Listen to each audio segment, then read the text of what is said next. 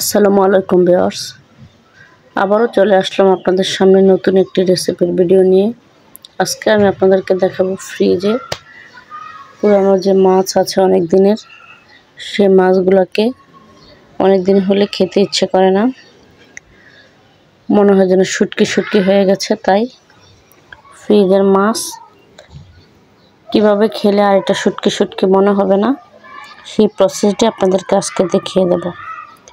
আমি মাছগুলিকে ভালোভাবে ধুয়ে নিয়ে হলুদ এবং লবণ দিয়ে সিদ্ধ করে নিয়েছি।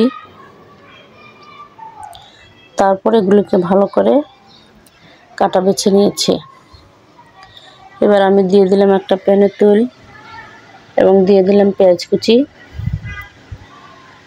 পেঁয়াজ কুচিগুলো একটু ভাজা হয়ে গেলেই আমি এখানে দিয়ে দিব 1 টেবিল চামচ রসুন এবং 1 টেবিল চামচ হলুদ গুঁড়া, দিয়ে দিব মরিচের গুঁড়ো 1 চামচ, দিয়ে দিব পরিমাণ মতো লবণ। সব কিছু একসাথে মিক্সড করে নিয়ে আমি এখন কাটা বেছে রাখা জুড়ি মাছগুলোকে ঢেলে দেব।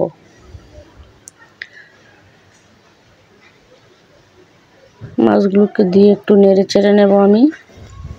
তারপর দিয়ে দিব আমি 4-5টা কাঁচামরিচ, দিয়ে দিব 1 কাপ পরিমাণ টমেটো কুচি এবং দিয়ে দিব 2টি পেঁয়াজ কুচি। তারপর দিয়ে দিব আমি 1 চামচ পরিমাণ জিরার গুঁড়া, দিয়ে আমি ভালোভাবে নেড়ে চেড়ে নেব। তারপর আমি দিয়ে দিব 10-12টি গরম জাল।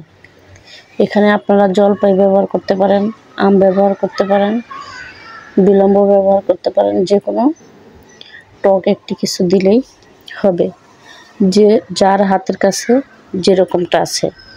আমার হাতের কাছে করমজা ছিল, তাই আমি এটা করমজা দিয়ে তৈরি করে নিলাম।